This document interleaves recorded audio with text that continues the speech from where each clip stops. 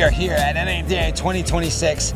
I'm hanging out at the iPacket booth. Seve's hanging out with me, and you telling me that this place has been loaded up from the start. This is, without a doubt, the craziest show that we've ever been to. I absolutely love it. Everybody come out in volumes this year, and we've had a ton of dealer interest. It's been a really fun show. A little tired. Last day, like 30 minutes, but no, we're feeling good. Give me this, because iPacket, like the roots of iPacket was around MSRP, window sticker, like getting some of that data in the hands of the dealer and the customer. But the origin story is not where you're at today, but like walk us through some of the cool things that have happened over the years that have led you to today. Yeah, so I mean, it's an interesting story. You know, we were just trying to solve a need for my family's dealerships. So our family's been in the auto industry since the 60s, and I was selling cars for Dad, working in the finance office, helping best deals. Okay. And we were just trying to solve a problem by getting better information to our customers that were shopping for cars. This is back in 2012, so we've been at this a little while. And our goal was to collect as much information about the car as we possibly could. It was everything from the service receipts, the recondition information that we did to get the car ready for the lot, vehicle history reports, the MSRPs, original window stickers if we had them, the warranty information, essentially just everything that we knew about the car. And our goal was to take all that stuff that we were doing in paper form that we know it had an impact on the customer. Get it online, so that way we could send it to our clients that were shopping us digitally. And dude, I remember the first year I'm in the business, 2009. I remember we called them packets, which is so funny. Yeah. You'd build this like little proof, you'd get the trade in, and you get the trade valuation, and you get the, all that stuff. So you're like, we're gonna pull that digitally. Yeah, that was the goal. Make it digital, make it automated, so we don't have to build these anymore and manage it. And make it available to my salesperson, so I can just send it right to a customer. And the base version of it, it's obviously evolved an incredible amount since then. But our general manager took it to a 20 group. A 20 group said, hey, we need the same thing, and it was, rest is history. Yeah.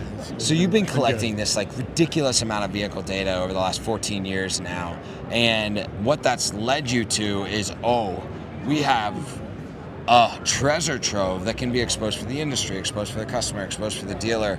How are you leveraging this deep level of data to kind of give back now? Yeah, it's something we've been working on now for a couple years. It certainly didn't happen overnight, but I mentioned the OEM data and the MSRP data that we've been collecting.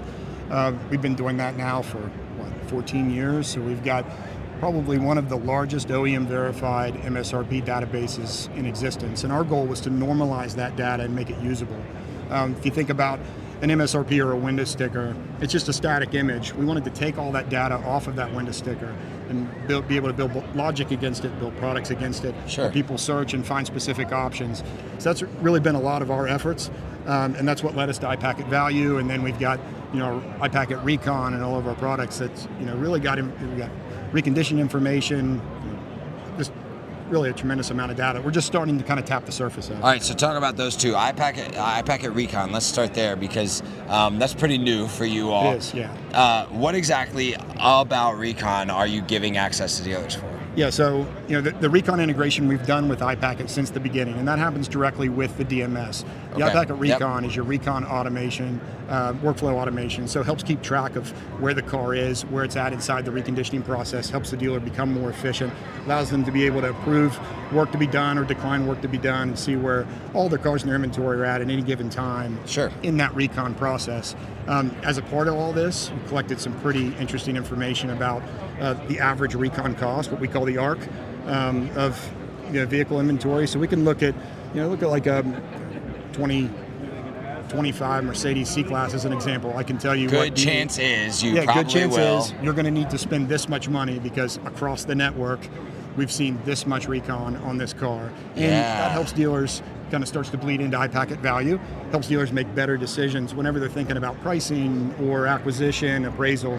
Money's made in the buy, right? Yeah, and if you know what you're going to spend on it in the shop, or at least close, the profit side of that and then the pricing side of that comes naturally, right? Exactly. Yeah. So, and now let's go to value, because you touched on that. So that's not just at the point of acquisition, but at the point of sale, right? Yeah. And how are you kind of like thinking about that in maybe a sidecar, it seems, to maybe an IMS, not a full IMS, but what's the sidecar nature of it? We're definitely not trying to displace an IMS. Yeah.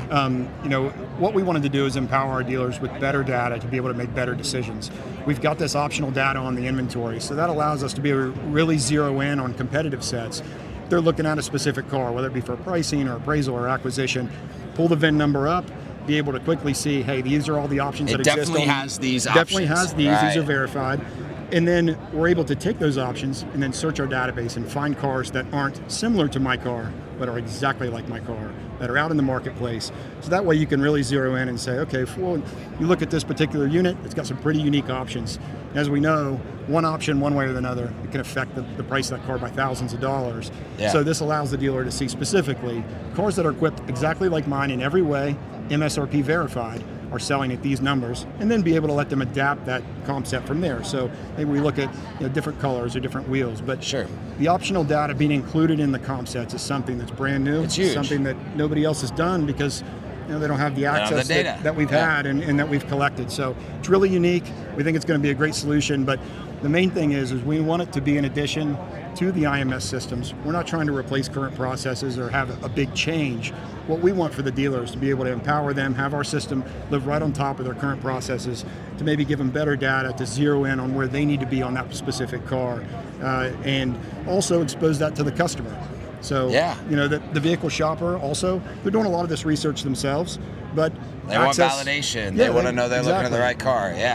They want to know you're priced right in it. So we're able to actually bring that market summary to the dealer or to the customer, show them where we're priced versus the original MSRP of our car, just like on our new car, and then do the same thing to a competitive set. So we'll be able to show them, hey, here's what other cars look like that are near us. Here's where their MSRP is, here's where they're priced, and this is why we're priced under the market. So it's a better, more accurate comp set to be able to show the customer and validate your price. Well, and in the days of AI search, where AI is trying to trust validate against every single price point, every single option, every single thing on the vehicle website, on the VDP even, like, that's a gold mine. So you're really tapping into something, I Absolutely. think. Yeah, well, data's king now. So there you go. You got to have good data. Seve, thanks for spending a little bit of time with us. Kudos on the journey. I didn't know you were a dealer and all that stuff, so that's really cool. And congrats on the new products. Yes, thank you. Thanks for stopping by. Absolutely. Appreciate it. Good stuff, man.